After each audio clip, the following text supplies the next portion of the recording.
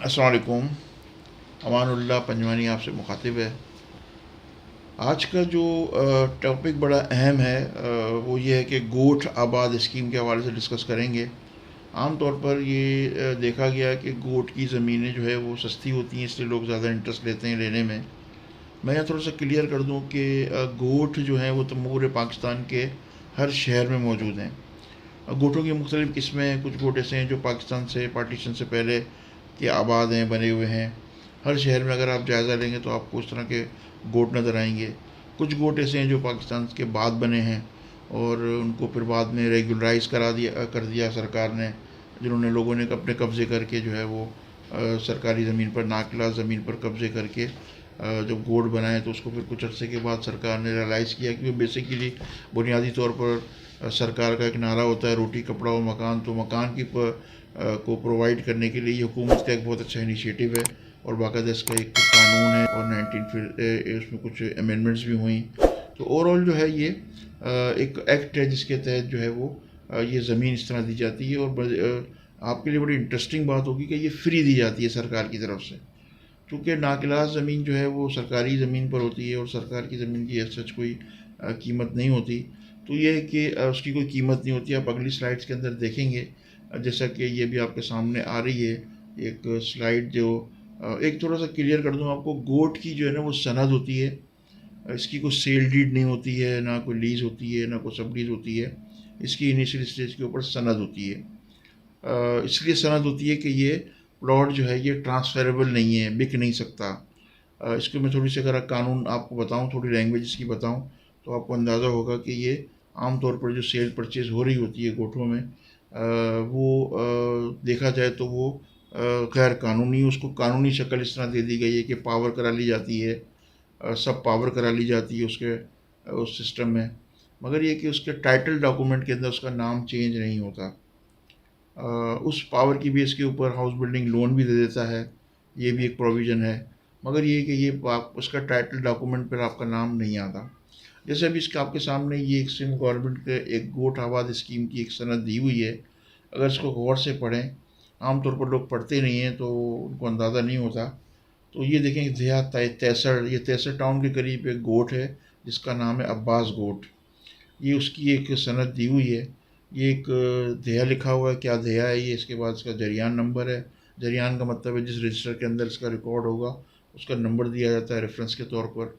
इसके बाद नाम होता है, नालो इशरत, ये है फिर ज़ाहिर वालिद का नाम है। फिर ये अब्बास गोट का ज़िक्र है कि अब्बास गोट का ये जो प्लॉट है दया तैसर में, जो तालुका वेस्ट के अंदर है और ज़िला कराची वेस्ट में है।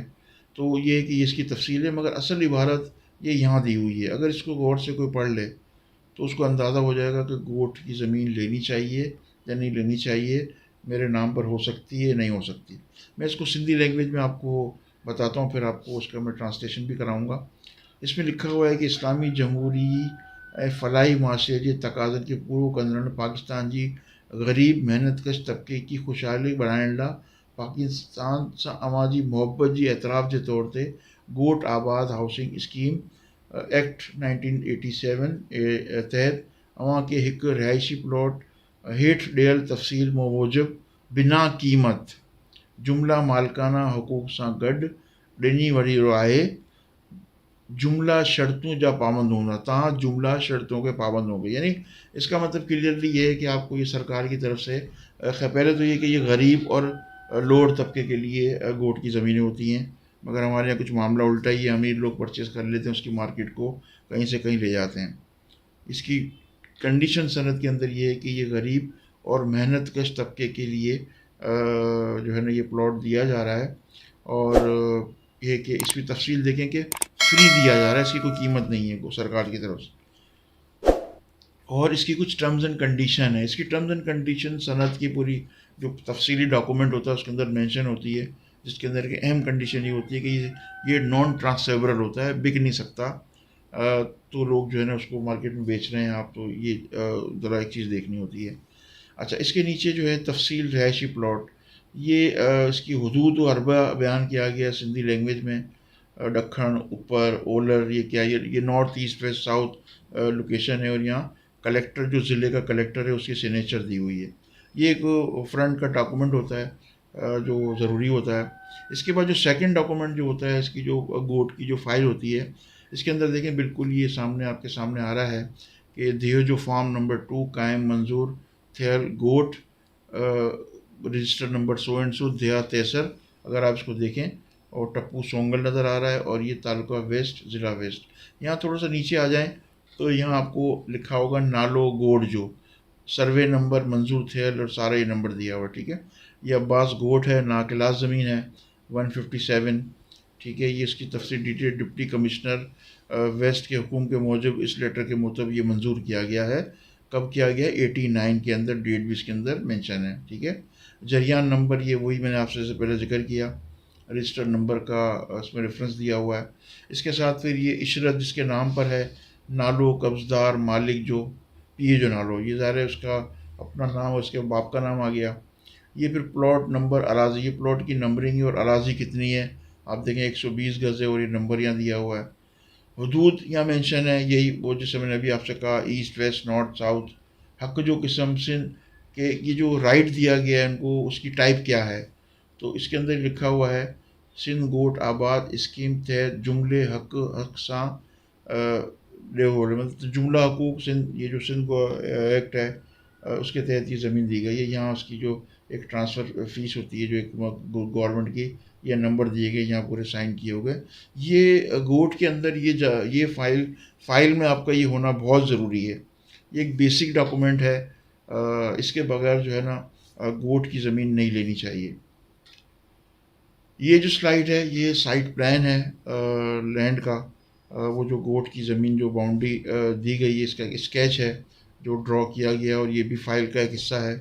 इसमें आप एक चीज़ देखनी है कि इसमें एक स्टैम्प एक लगी हुई है, ये बहुत अथेंटिकेशन को शो करती है कि ये स्टैम्प जो है ना उस डॉक्यूमेंट पर होनी चाहिए। यहाँ अगेन फिर वही आ रहा है साइट प्लान नंबर 1113, ये अब्बास गोट, और ये पूरा इसका जिस देह में है, ये नाज़रीन ये डायरेक्शन शो कर रहा है प्लॉट की कि ये नॉर्थ की डायरेक्शन में है, शुमाली, इसकी जो ओपनिंग है वो शुमाल की तरफ है। और ये जो है ये वही है नॉर्थ ईस्ट वेस्ट साउथ, और ये इसकी मेजरमेंट है 120 गज़ की। इसमें देखें यहाँ इधर भी प्लॉट दिया हुआ है, यहाँ भी प्लॉट दिया हुआ है इसके बैक के ऊपर, और ये साइड पे भी प्लॉट दिया हुआ है, और ये एक रोड इस तरफ जा रहा है। ये अलॉटी का नाम है जो फर्स्ट अलॉटी है, जैसे मैंने आपसे पहले कहा। और ये पूरी सिग्नेचर ऑफ तपेदार, ये बड़ी अहम सिग्नेचर्स होती हैं जिसकी बेस से जो है ना वो अथेंटिकेशन शो होती है। तो नाज़रीन ये एक थोड़ा सा ओवरव्यू था गोट आबाद स्कीम का। मुझे उम्मीद है कि आपको ये वीडियो पसंद आई होगी, और अगर आपको पसंद आई है तो हमारे इस चैनल को सब्सक्राइब करें। आपको इस हवाले से कोई भी सवाल हो तो नीचे दिए हुए व्हाट्सएप नंबर पर आप वॉइस मैसेज कर सकते हैं, आपको उसका आंसर दे दिया जाएगा। बहुत शुक्रिया।